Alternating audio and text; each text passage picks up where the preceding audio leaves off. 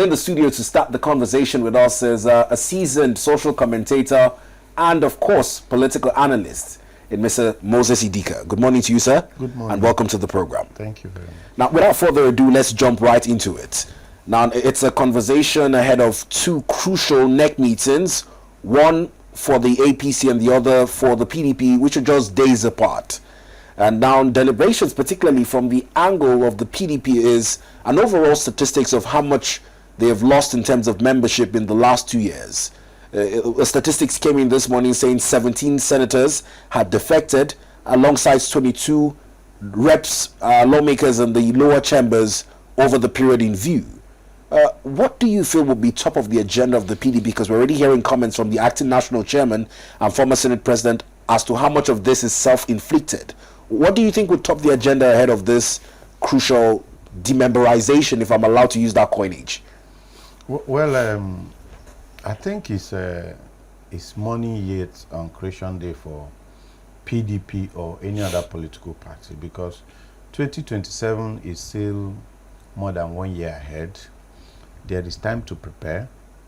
And what we know about politics, and especially in Nigeria, is that these kind of movements happen strictly for personal reasons. A lot of those who have left the PDP or any other party are leaving because they feel in their own mind that they are popular enough if they should get tickets of the political parties for one position or another.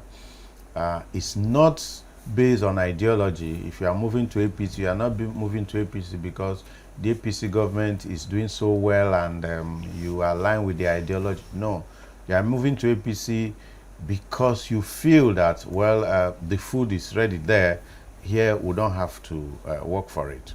So the NEC of the People's Democratic Party should further deepen reconciliation within the party to make it more formidable. Because like someone said, they had a stakeholders meeting yesterday called by founding fathers and some major former political office holders.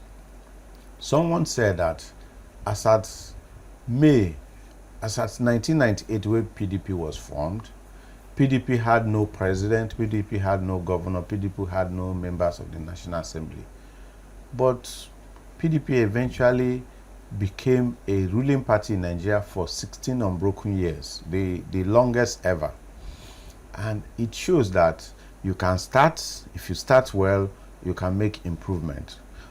Nigeria is a multi-party democracy, and if you are not in power today, you could be in power tomorrow. It all depends on your ability to appeal to the electorate, to convince the electorate.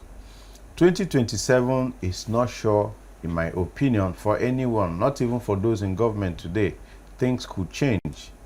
All this while, Nigeria is a democracy, really. It's evolving because, because of our military past, that let's get it done quickly, bypass rules and all those things has come to be a culture for us. But in a democracy, in a multi-party democracy, in a parliamentary democracy where people have the right of, engaging and sharing their opinion on various issues, on various policies, it slows the wheel, but it gets the work done. So I think the PDP NEC, like I said earlier, must deepen reconciliation. PDP should cleanse itself of all the things that are causing issues. For example, in the PDP, we will know that there are a series of judicial questions to be answered, a lot of court rulings. I know in the southeast, in the PDP, there have been tussle, although the court has affirmed the removal of the former national vice chairman of the party, Mr. Aliodefa, there.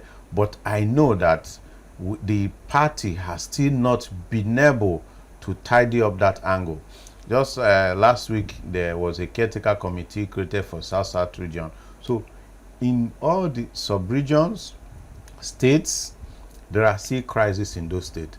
In Anambra State, in Ebonyi State in the southeast that I'm aware of, They know then as at this moment they don't have a state working committee. It means the PDP in Ebonyi State is not there. The PDP in Anambra State is not really there. You only have Enugu, Anambra, and Abia that are intact. The same way you have in some other places in the North Central, you have some in the South. So until the party is able to, clean house, then it can come out. It will become attractive again. So that is my opinion on the PDP, on what the coloration that the PDP NEC meeting should take. Now, also talking about the PDP, there's been a major exit that probably has created quite the room for a change in their flag bearer position going into 2027. The former Vice President Alhaji Atiku Abubakar has formally resigned his position as a party member and has joined the ADC. What do you pretend that this exit will create, and how do you see the party rejigging in terms of who might emerge flag bearer come 2027? Well, generally, it's even an opportunity, because for every exit, there's a new opportunity for the party, and there's a new opportunity for members of the party. Atiku Abubakar is a war horse. It's an old horse. It's an experienced politician. But Nigeria generally, we are looking at it like, can't we get new ideas? Can't new persons emerge?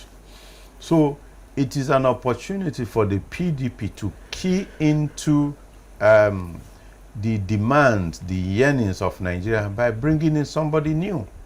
Someone that Nigerians, younger Nigerian electorate can relate with. But Mr. Moses, you know the rigors of running for any elective office. How much can a new person muster in terms of the political might needed to wrestle power from a ruling party at the top? Yes, I listened to the PDP acting national chairman yesterday, Damagun. He said that the PDP is not averse to working with other political parties. That what they are saying as an outstanding party, as the major opposition established political party in Nigeria, is that they cannot abandon the PDP and join another party. They were also specific. They said the ADC is full of nomadic politicians. Yes, of course, those are political talks. But at the end of the day, unless someone is on a voyage of self-deceit, the only way that the current government in Nigeria, the party, can be defeated is when all the opposition come together. For example, the statistics show that Labour Party and PDP in 2023 got more votes than the APC. So imagine that major political blocs led by Obi, Atiku, and the rest of PDP come together in 2027. Things could happen. So the fact that Atiku is an experienced politician and other does not mean that Atiku, if indeed Atiku believes in Nigeria, if indeed Atiku believes in good governance, if indeed he is not driven by personal interest first, if he's driven by the interest of Nigeria, I mean, there is nothing wrong if, yes, he could come together with PDP and other political parties and they say, okay, let me suspend my own personal opinion. Let us present a common front, maybe a new person. Then that's fine. Now, you made mention of the losses PDP has recorded. PDP can't pretend that they have not recorded losses. It's massive, 17 senators, 22 House of Rep members. I mean, across all the geopolitical zone, it's a massive loss. But the fact is that those ones who have left, they also left because of their individual interests. You understand? And their interests most likely is going to clash with the interests of Nigerians. But they have all gone, they didn't leave to join ADC per se or Labour Party. They left to join the ruling party with the sole belief that the ruling party has the power, that the ruling power can railroad INEC to do some things, and in their favor. But I can assure them as a Nigerian that I don't think it's going to be like that. So, but in all of it, the PDP has the opportunity of rebuilding itself from the inside. A house that is divided against itself can never stand. So if PDP becomes strong once again from within, then it can make some good showing. Mind you, this is politics. In politics, you don't just plan for the next 2 years. You can plan for more than 2 years. You can plan for 3, 4, maybe even 10 years ahead. Because we have seen it that in the place we copied, for example, America, the Republican Party, like Trump is there today, the Democratic Party, they are, organizing, reorganizing, galvanizing Americans, making sure that none of those who believe in the tenets they represent don't get taken away. They are planning ahead. It's beyond Trump. So PDP can as well plan beyond Tinubu. PDP can plan beyond 2027. So 2027 is the immediate goal, but what are you thinking about the long-term goal? So I don't want us to restrict it to 2027. PDP as a political party has become an institution. PDP is over 25 years old. PDP should start shaping the opinion, shaping the mindset, because whether anybody likes it or not, everybody parading around PDP today will eventually fizzle out. What is the transition plan? So it should go beyond the next election. Now, beyond that period, you made mention of being able to reroute INEC in certain decisions, and this would have to touch on legislative interventions. Now, part of the implications of this mass defection, particularly to the All Progressive Congress, is the fact that technically, in the Senate, where we have 109 senators, with 4 more senators decamping now, the APC looks to be nearing majority in the red chambers. And when it comes to concurrence or even passing items on the floor to a voice vote, they technically have the numbers needed to sway whatever decision in their favor. What are the implications of this in terms of our need to have a democracy that is actually representing the interest of the majority? The issue is that there are places that they don't even have a parliament. But those who rule such countries rule the countries believing that whatever they are doing is in the collective interest of the persons. Now, APC, they have majority, no doubt. But you can see that APC in itself is like a time bomb. Oh, why do you say so? Yes, the implosion is going to come. Is this in terms of a conflict of interest of those joining and yes, those who were just there? Yesterday they shifted their NEC meeting to the Aso Rock, which shouldn't be. The essence of shifting it to Aso Rock is when you are within the presidential villa. There is a level of expected decorum. Yes, you can't express yourself. You can't ventilate as much as you'd love to. You cannot. It's yes and yes. So that tells you they already know there is a problem. Now, bringing it to the legislature, the 10th National Assembly has a very serious public confidence deficit. I do not think that Nigeria as at today, that Nigerians as at this moment is really expecting so much from the National Assembly. And there's hardly the National Assembly, there's hardly anything they can do now that can sway things. The Electoral Act 2022, as amended, is already there. It's already there. And you find out that the biggest problem we have with the Electoral Act and with the INEC is that even when the law says this is it, Supreme Court seem to be the last arbiter, even in lawmaking. In any case, as a tripod, the judiciary have that responsibility of interpreting the laws. So the 2027 election is going to be shaped by the pronouncements so far made by the judiciary. One is that the BVAS is now enshrined. Recall that before now, it wasn't, it was like, it's not... At INEC's discretion. Yes, at INEC's discretion. But by judicial pronouncement at the highest level, some of those have now been laid as part of the electoral process.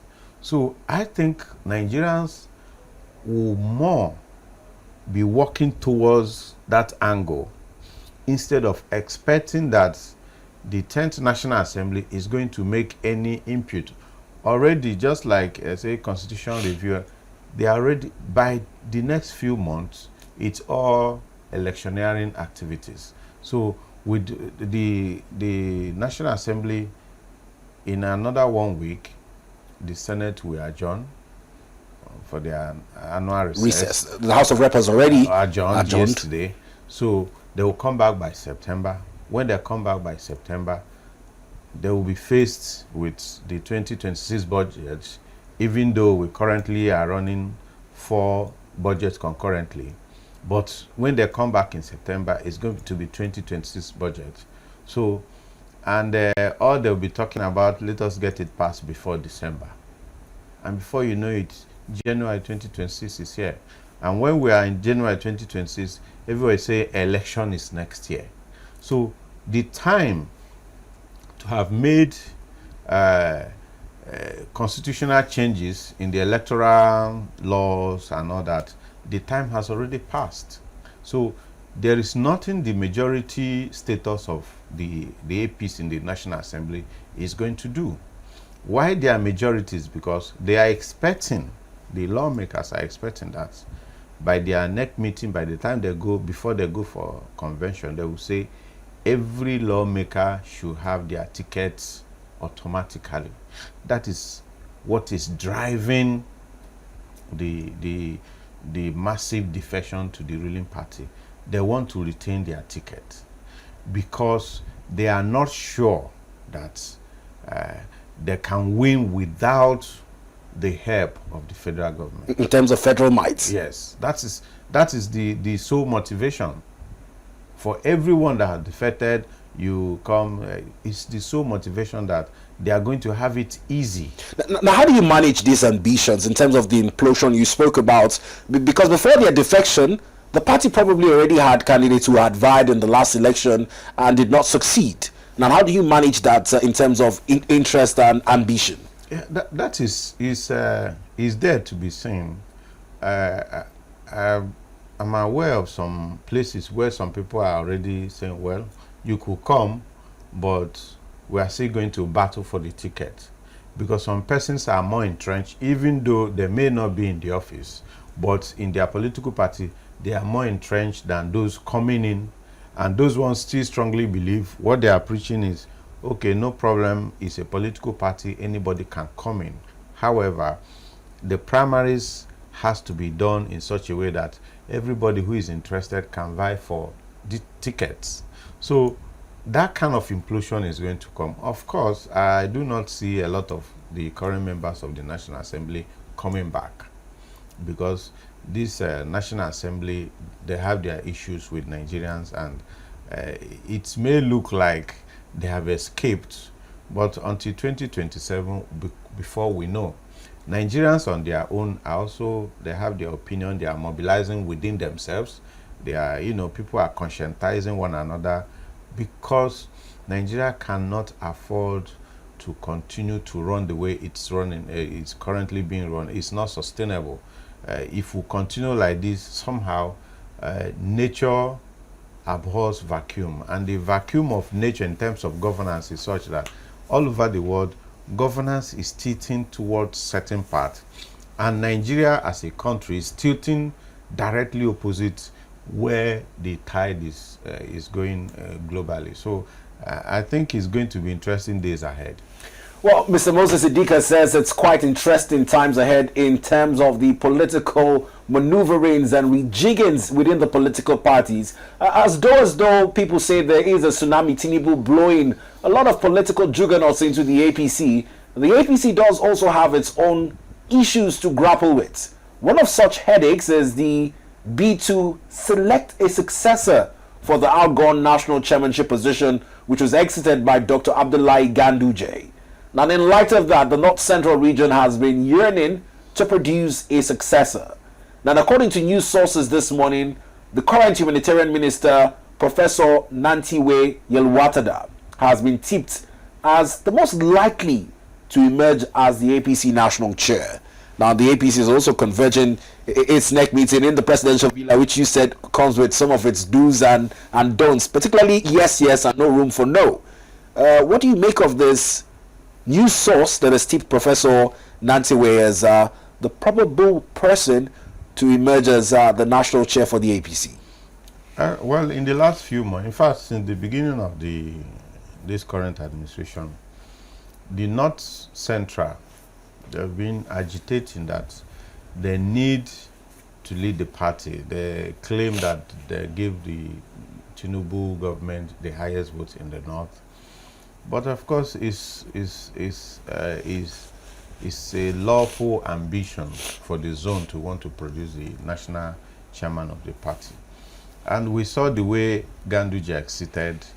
And Ganduje himself, you see, one thing about APC is that in the last few years, APC has never really actually gotten an elected national working committee. It's been from this person. So usually by appointment. By appointment, from Buni to former governor of Nasarawa to. So when you look at it, APC is still, it has not evolved as a political party. Of course, APC itself is a special purpose vehicle that came about in 2015. And with the exit of the former president, Muhammadu Buhari, the fraction and the factions and the divisions in APC further widened, in that while some people digged in, some people, distanced themselves more.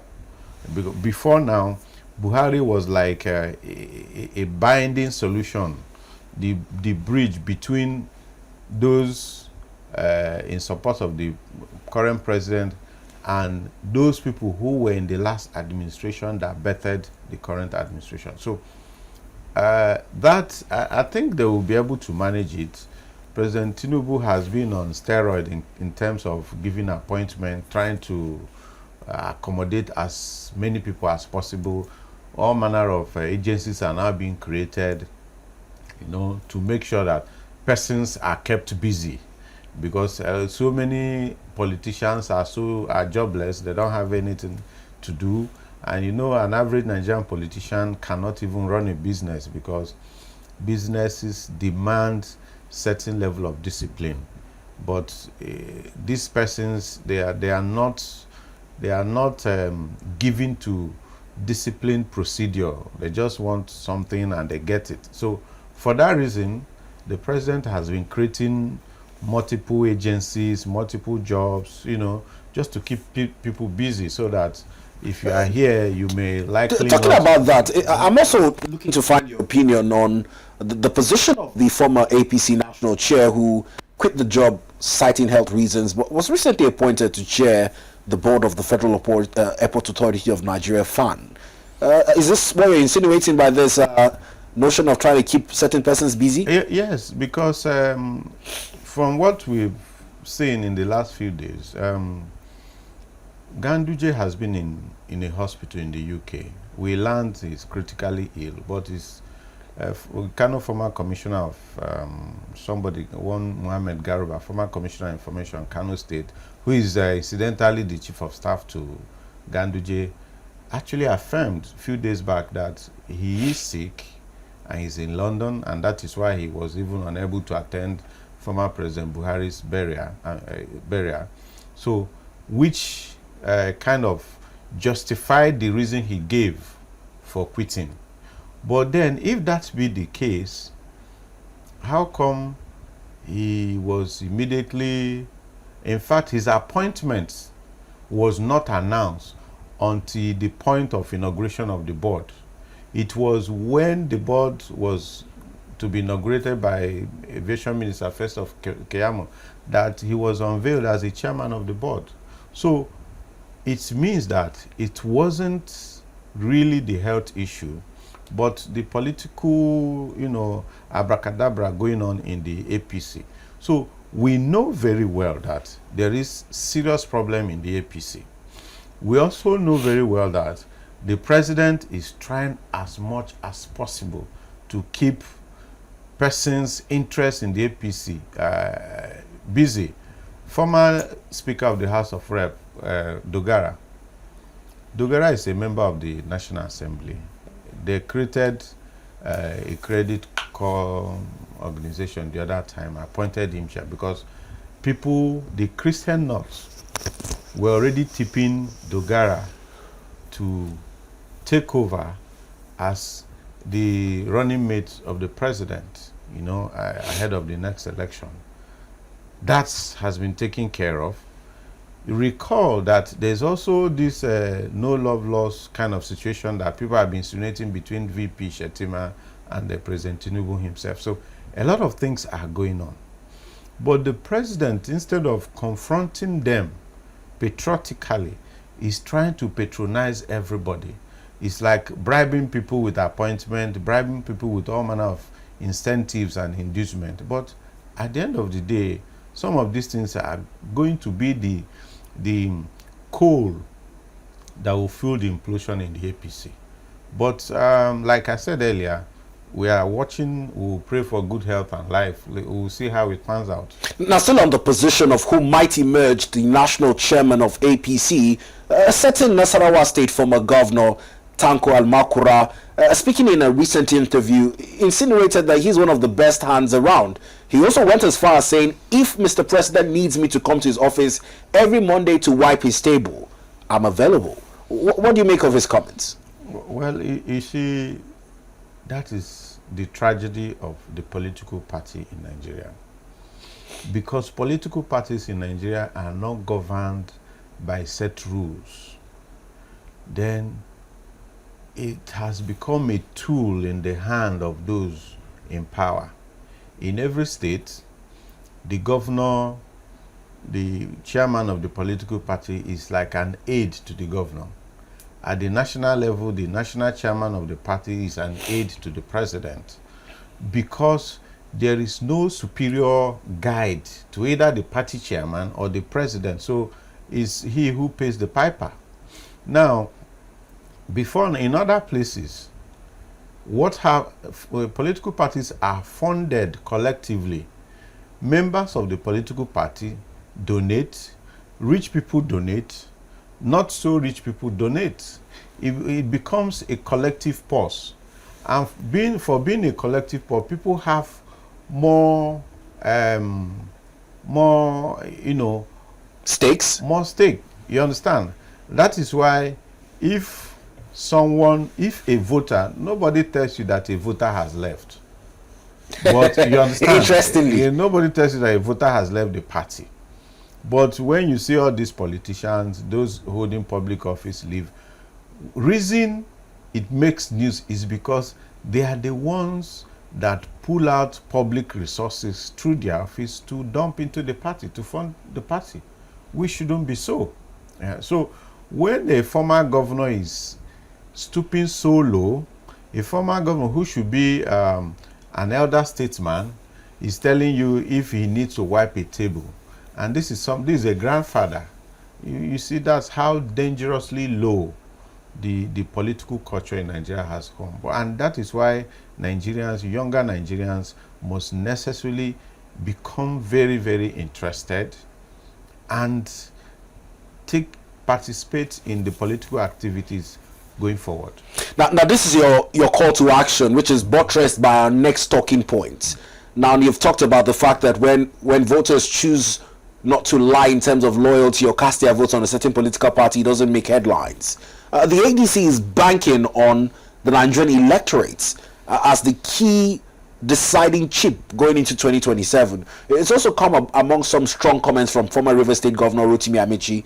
He's asked that in 2027, the will of the people be allowed to stand. He's also warning that subversion of this will might lead to chaos.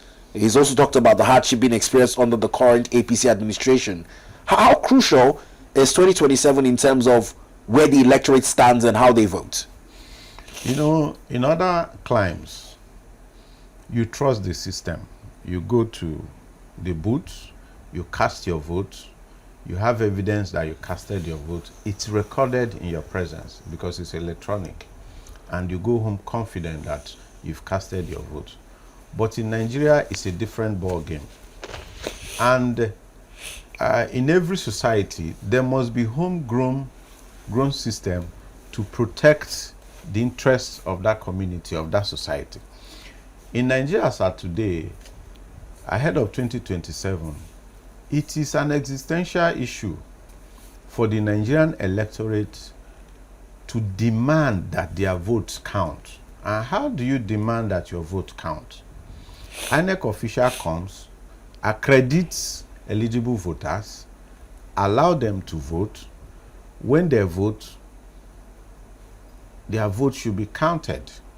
And when their votes are counted, it should be recorded. And when it's recorded at the polling unit, at the ward level where they collate, it should be recorded as well. At the local government where it will be collated, it should be recorded as well. At the constituency level or down to the state, up to the INEC headquarters, it should be properly recorded. And to ensure that all these processes are recorded, Nigerians must be vigilant enough to follow that process. If they follow that process, there won't be chance for manipulation. If in Asokoro 2, for example, we had 20 votes, and in Maitama 3, we had 13 votes, that is 33 votes. It's made public. Everybody knows that Asokoro 2 and Maitama 1, when put together, is 35 votes. So that by the time you go to Buhari or to Gwagwalada, perhaps it's Gwagwalada that the vote to be announced, you will not hear that Asokoro got 15 or Asokoro got 3,000. So that is those discrepancies. Yes. But even before that, there's the issue of voter intimidation. 2023 was characterized by that, particularly in Lagos, where persons were even caught on camera intimidating voters. But up until now, it's the case of how much the law provides for prosecuting such issues. Since the police did not formally lodge that as part of the developments at the election ground, but the social media captured it, it leaves that debate on how we tackle such discrepancies. Yes, that is the essence of allowing the people's will to stand. And you don't expect those who want to profit from the people's votes not standing. You don't give them that power to superintend it. What you do is to monitor it yourself.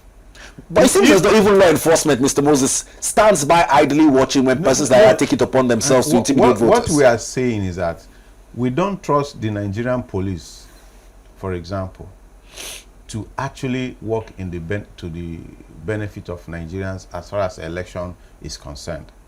Now, do you know what happens during election time? They will detail 2 policemen to a polling unit, unarmed.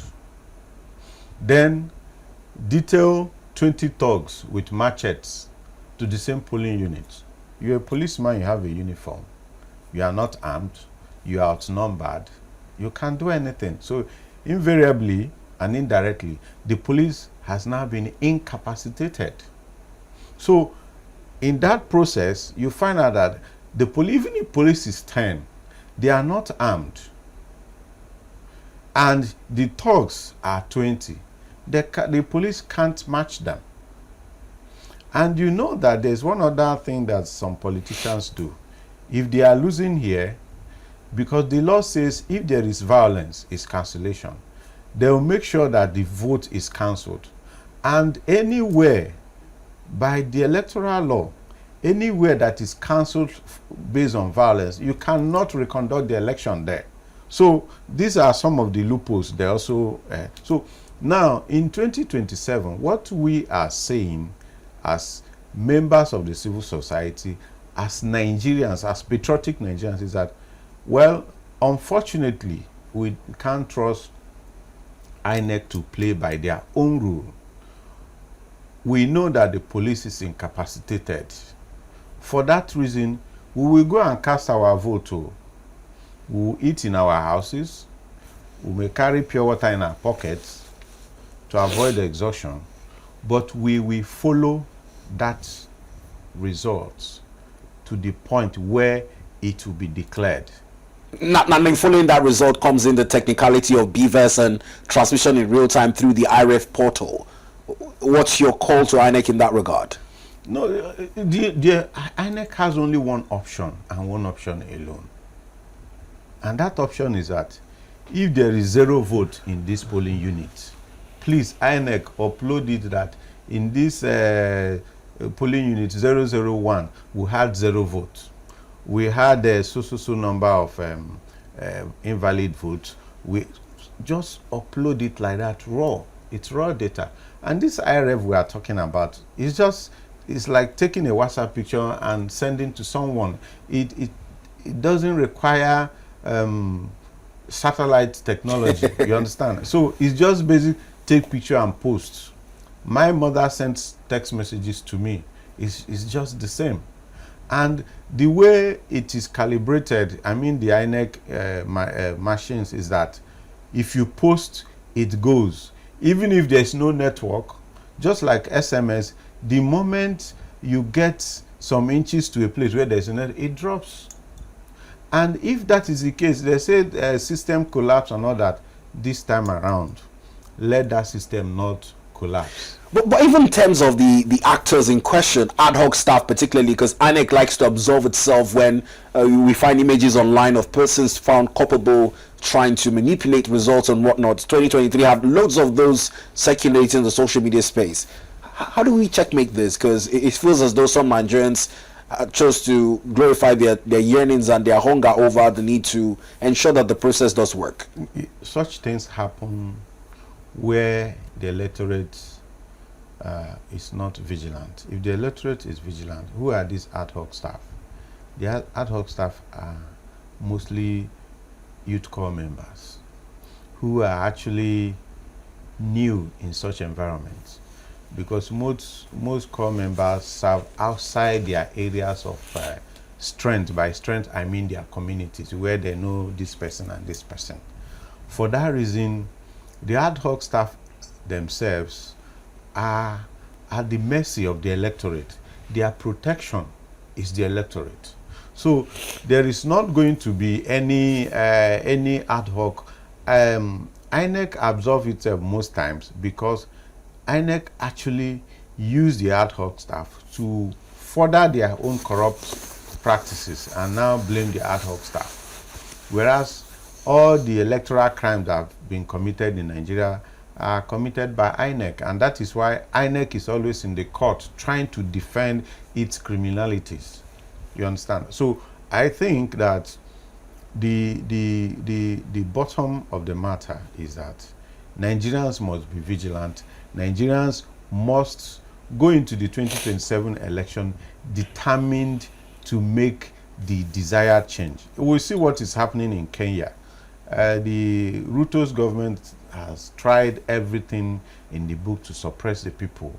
But because Kenya, over the last 40 years, has consistently evolved as a democracy to the point that the will of the people has come to stay.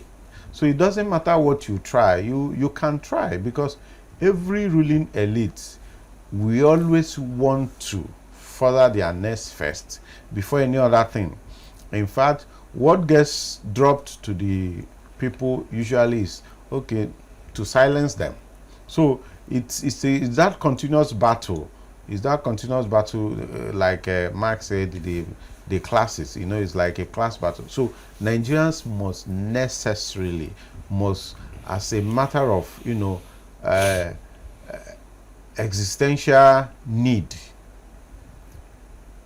Believe in Nigeria first. If you believe in Nigeria, you also realize that for Nigeria to move from this dungeon to the dry land, it has to be Nigerians that will demand for it. Good governance doesn't come on a platter. Good governance is demanded for anywhere on this planet. Now, in closing, we'll talk about just one last topic and then we'll wrap it up. It's with the queries as issued by the House of Reps on the proposed sales of our national refineries. It's also off the back of the fact that even the Senate's invitation to NNPCL has not been honored. For 4 times, if I recount correctly, summons have been issued on an audit with over 200 and something trillion naira unaccounted for between 2017 to 2023, and up until now, it's largely vague when these issues are discussed. What's your take on it?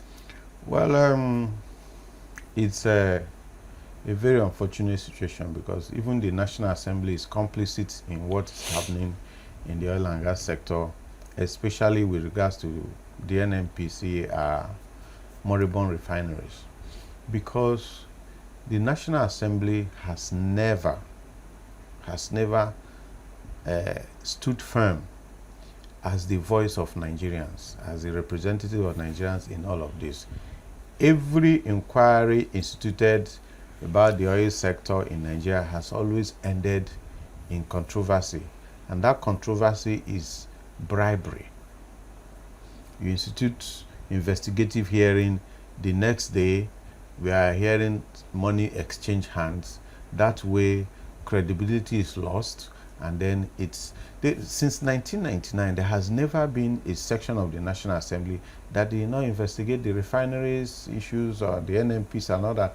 None, not even one till date, has ever published any report, because when you publish a report, we can now know where the problems lie. In the last 8 years, by the twilight of the Buhari administration, the praises were everywhere. They sponsored everything. That finally, after 25 years, after how many years that the refineries, they've been turnaround maintenance, the refineries are now working. At a point, they even rented trucks and lined around the Warri refinery or Port Harcourt refinery. They are going to be loading.